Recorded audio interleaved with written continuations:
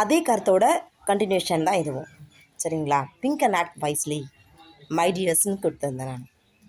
இதுக்கு என்ன காரணம் அப்படின்னு பார்த்தீங்க அப்படின்னா, மெயினாக நம்ம எடுக்கக்கூடிய முடிவுகள். இப்போது ஓட்டு முடிஞ்சிருச்சுல்ல, என்னை கேட்டாங்க, சண்டை போட்டாங்க, சரியா, தவறான வார்த்தைகளை பிரயோகம் பண்ணாங்க. நான் நினச்சேன் ஒரு சிஎம்குள்ள மரியாதையே போயிடுச்சேன். உங்களுக்கு நல்லா தெரியுமா, தெய்வ ஆசீர்வாதம் பித்ரு ஆசீர்வாதம் 2 விஷயம் இருக்குது. பித்ரு ஆசீர்வாதம் தெய்வ ஆசீர்வாதமாக மாறணும்னா என்ன பண்ணணும் தெரியுமா? தான தர்மங்கள் செய்யணும், பொதுமக்களுக்கு தொண்டு செய்யணும். அதுக்கடுத்து வந்து பார்த்திங்கன்னா கோவில்கள் கட்டி புண்ணிய காலங்களாக மாற்றணும், பாவ காரியங்களை புண்ணிய காரியங்களாக மாற்றணும். இதுக்காக தான் என்ன பண்ணுறாங்க, தெய்வம் வந்து என்ன பண்ணுது, தன்னுடைய செல்வத்தை இருக்கிறதுக்கு, செல்வத்தை இழக்கிறதுக்கு அரசியலை கொடுக்குது. செல்வத்தை அதிகமாக சேர்த்து பாவங்களை சேர்க்கிறதும், மக்களுக்கு நன்மை செஞ்சு அந்த புண்ணியங்களாக பெருக்கிறதற்கும் இந்த அரசியல் ஒரு பேசிக் தளமாக இருக்குது. இதுதான் உண்மை. ஆனால் தெரியாத ஜனங்க என்ன தெரியுமா பேசுனாங்க, கேவலமாக பேசுனாங்க. நான் என்ன பண்ணேன், அவங்க பேசுகிற அவதூறான வார்த்தைகளை நான் காது கொடுத்து கேட்கவே இல்லை. நான் சொன்னேன் இது நடக்கவே நடக்காதுன்னு. அப்போ நான் இங்கே சார்கிட்ட சொன்னேன், இந்த மாதிரி ஒரு வைப்ரேஷன்ஸ் வருது சார், சரியா, ஆன்மாக்கள் குறித்து. அப்போ என் சார் சொன்னார், நீ ஃபோக்கஸ் ஆன் ஒன்லி அந்த சோல்ஸை பற்றியே பேசுமானாரு. அப்போ நான் சோல்ஸை மட்டுமே வந்து பேசும் பொழுது கண்டினியூஸாக வந்தது. அப்போ சோல்ஸ் பற்றி பேசும்போது அந்த சோல்ஸ் ஆன்மாக்கள் என்ன செய்ய போகுது, என்ன செயல் செய்ய போகுதுன்னு நான் அதை யோசிச்சுக்கிட்டே இருக்கேன்.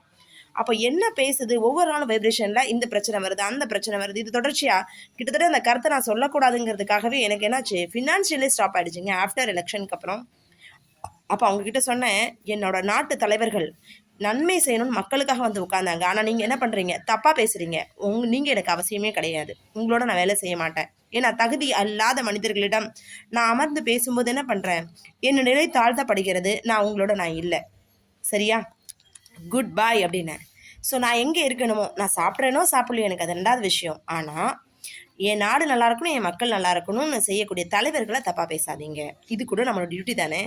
பப்ளிக் பாருங்கள், இன்றைக்கி சொன்னாங்க ஒருத்தங்க, இதோ பாருங்கள், நிறைய சிஎம் விஜய் வந்து அவருக்கு ஓட்டு போட்டால் என்ன ஆகும், உங்களுக்கு நிறைய இந்த தொழில் கடனெல்லாம், விவசாய கடனெல்லாம், இன்றைக்கி நல்லா கேட்டுக்கோங்க, ஒரு விவசாயத்தில் நீங்கள் வேலை செஞ்சீங்கன்னா உங்களுக்கு எவ்வளோ சரிமா சம்பளம், ஒரு நாளைக்கு 350 ரூபா கூலி. அதுக்கு ஒரு கொத்தனார் இருக்காங்க, ஒரு பர்சனுக்கு அவங்களுக்கு கிடைக்கக்கூடிய கூலி 20 ரூபா, சரியா, 10 ரூபா 20 ரூபா ஒரு ஆள் மூலமாக கிடைக்கிது அவங்களுக்கு வருமானம். 20 பேர் வந்து அவங்க எவ்வளோ இன்கம் வந்திருப்பாங்கன்னு யோசிச்சு பாருங்கள் ஒருத்தரை கூட்டு போகும்போது. ஆனால் ஒரு தொழிலாளியாக வேலை பார்க்கக்கூடிய இந்த மாதிரி அடித்தள மட்டத்தில் இருக்கக்கூடிய அந்த பாமர மக்கள் இருக்காங்கல்ல, அவங்க என்ன இன்கம் வாங்குவாங்க, அவங்களுக்கு இன்னொரு இடத்துல 400 ரூபாவும் இங்கே 350 ரூபா கூலி வாங்குறாங்க. அப்போ நான் சொல்கிறேன், ஒரு ஃப்ரீ பஸ் கவர்மெண்ட் கொடுத்துருக்கு, சரிங்களா, அந்த ஃப்ரீ பஸ், ஏன்னா எனக்கு நான் அந்த 2 வருஷத்தில் நான் வாழ்வில் இருந்தபோது ஸ்டாலின் சார் கொடுத்த அந்த ஃப்ரீ பஸ் சர்வீஸ் தான் என்னை எல்லா இடத்துக்கும் ட்ராவல் பண்ண வச்சது. நான் தேர்ந்தெடுத்த தலைவர் தப்பானவரே கிடையாது, என் நாட்டில் பூசல்கள் கிடையாது, நல்லது நடந்தது, மக்களுக்கு நிறைய நன்மைகள் நடந்தது. சென்னை எந்த அளவுக்கு சிங்கார சென்னையை மாற்றப்பட்டதுன்னு இருந்தவங்களுக்கு நிறைய பேருக்கு தெரியும். ஆனால் ஊழல்வாதிகள், ஊழல் பெருச்சாளிகள் என்ன பண்ணுறாங்க, தன்னுடைய கடமையை மறந்த மனிதர்கள். இப்போ நானே வந்து காவல்துறை சொல்லும்போது என்ன தெரியுமா சொன்னேன், நான் டீச்சராக இருந்தேன், என்னுடைய மாணவர்கள் 50 பேர், நான் 50 பேரையும் பெஸ்ட்டுன்னு கொண்டு வந்தேன், என்னோடய பள்ளி அங்கீகாரம் பண்ணலை என்ன, ஐ நெவர் வரி. பட் நீங்கள் போலீஸ் டிபார்ட்மெண்ட்டில் இருக்க உங்கள் டியூட்டியை கரெக்டாக பாருங்கள், சரியா, இந்த பக்கம் கையூட்டல், இந்த பக்கம் நீதி இல்லாத செயல், இதெல்லாம் செய்யாதீங்க.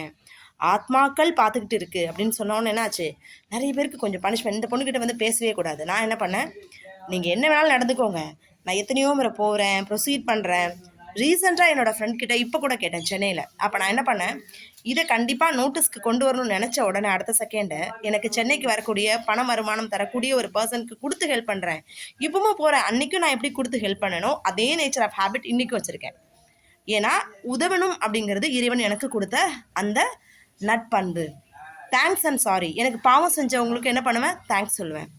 என்னை காயப்படுத்தினாலும் சரி, நான் அவங்களால யாருக்காவது பாதிப்பு ஏற்பட்டிருந்தாலும் சரி, சாரி அப்படிங்கிற வார்த்தை நான் என்னுடைய மாணவர்களுக்கும் அதுதான் சொல்வேன். தேங்க்ஸ் அண்ட் சாரி சொல்லுங்கள். Every one is giving experience to you. எல்லாருக்கிட்டேருந்து ஒரு அனுபவம் கிடைக்கிது. இப்போ வரேன், கம் டு த பாயிண்ட். இப்போ சிலருக்குலாம் அந்த ஓட்டு போடுறதுக்கு முன்னாடி சொன்னாங்க, விவசாய கடன்லாம் மொத்தமாக அழிய போகுது. நான் கேட்குறேன், கூலிக்கு வேலைக்கு வர இவங்க வயிற்றில் அடித்து அதிகமாக நல்ல ஒரு என்ன சொல்கிறது இன்கம் ஏர்ன் பண்ணக்கூடிய அக்ரிகல்ச்சரில் இருக்கிறவங்க அவங்களுக்கு டோட்டலாக லோன் கேன்சல் ஆகணும். ஆனால் பாமர மனசாக இருக்கக்கூடிய கொத்தனார் பார்க்க மாட்டாங்க, வேலை செய்யக்கூட அந்த கொடுக்கக்கூடிய அந்த விவசாயிகள் பார்க்க மாட்டாங்க. ஆனால் கவர்மெண்ட் அவங்கள பார்த்து எல்லா லோனையும் கேன்சல் பண்ணணும். இந்த ஸ்கீம் கொடுத்த CM is right or wrong? Think பண்ணுங்க. ஒரு தலைவன் என்பவன் எப்படி இருக்க வேண்டும்? நல்லா கேட்டுக்கோங்க. 2 தான். உங்களுக்கு 2 சாய்ஸ் தரேன். நீங்கள் படித்த குவாலிஃபிகேஷனுக்கு 2 ஜாப் வருது. ஒரு ஜாபில் ஜாயின் பண்ணுறீங்க, 2வது ஜாபும் உங்கள் ஆப்பர்ச்சுனிட்டி கைக்கு வந்துருச்சு. இந்த 2ல் எது பெஸ்ட்டு நீங்கள் எப்படி சூஸ் பண்ணுவீங்க? How will you choose? இந்த ஜாபோட நேச்சர், ஸ்கேல் ஆஃப் பே பார்ப்பீங்கல்ல, டைமிங் ஆஃப் ஒர்க்ஸ் ஆஸ் பார்ப்பீங்க, வீக் ஆஃப் எஃபெல்லாம் இருக்கும், என்ன ப்ராப்ளம்ஸ் வரும், இந்த ப்ராப்ளம் வந்தாலும் நான் எப்படி ஃபேஸ் பண்ண முடியும், இதில் வந்து நான் எப்படி பெட்டர் இன்கம் ஏர்ன் பண்ண முடியும், இதில் இருந்து நான் வந்தேன்னா ஸோ ப்ராப்ளம் வந்ததுன்னா அதை எப்படி சொல்யூட் பண்ண முடியும், இதில் என்னென்ன ப்ராப்ளம்ஸ் வரும், இது எல்லாத்தையும் யோசிப்போம்ல. சாதாரண ஒரு மனுஷனாக இருக்கிற நாம யோசிப்போம்ல. ஓகேவா?